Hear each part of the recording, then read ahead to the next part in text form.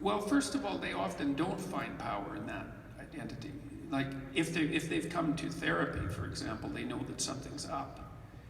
What I usually do when people are adopting a victim stance is to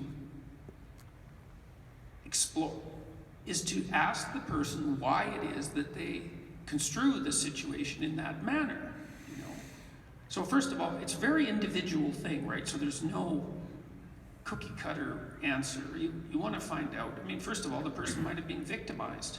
There's a high probability. I mean, most people are victimized at some point in their life in some serious way, and so you got to let that unpack itself.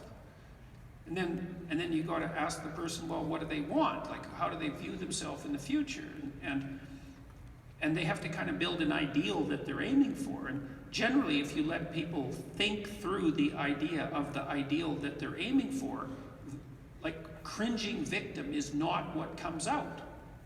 Like, they may have learned that that's the only card they have to play, but that's usually a fairly easy thing to fix, because you can use assertiveness training techniques, you know, speaking in a low resolution manner to help people learn how to stand up for themselves. And you do that basically, and this is sort of relevant to the issue that everybody asked about to begin with, is like, how do you know when to stand up for yourself? I mean, one way of figuring that out is, like, maybe you're not ready to take on a political battle. In fact, you're probably not. I would say, like, do that at your peril.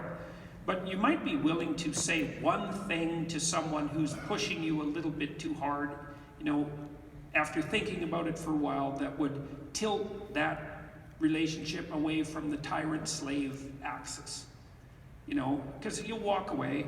Bret said, well, sometimes you don't say something, then you can't sleep at night. And when you're not sleeping, you're thinking about all the things you should have said, because that's what happens when you sleep like that, because you've sort of violated yourself in a sense. And you know, if you walk away from an exchange and you're feeling resentful and all these potential responses are going through your head, then you kind of, you sort through those responses and you think, well, is there one of those things that I could tone down a little bit and then actually say to this person?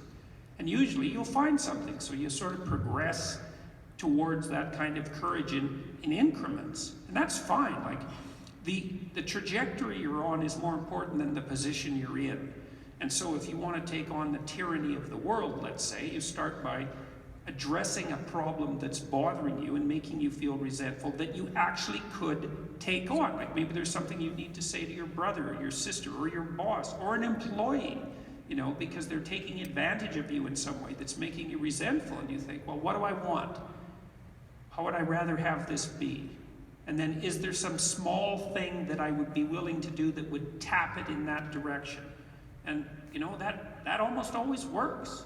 It certainly encourages you and emboldens you, and well, encourages you in the technical way, which is that it makes you more courageous. And so you start speaking up, let's say, or you start telling the truth, partly by not lying. That's really helpful. But you also start telling the truth by taking small risks of a size that you can actually manage. And you develop the expertise in doing that. You know, you don't want to, like, if you're going to be a good person, you don't walk down the street and pick up the first homeless person that you see and take them home. It's like, that's not going to work. You just don't have the ability to do that. You are not in any position to manage that. It's going to be a catastrophe.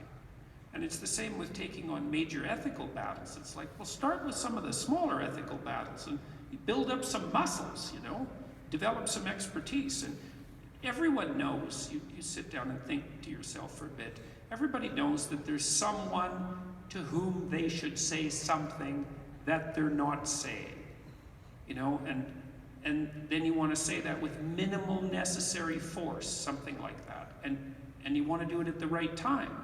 And that'll make you a little taller in your own eyes.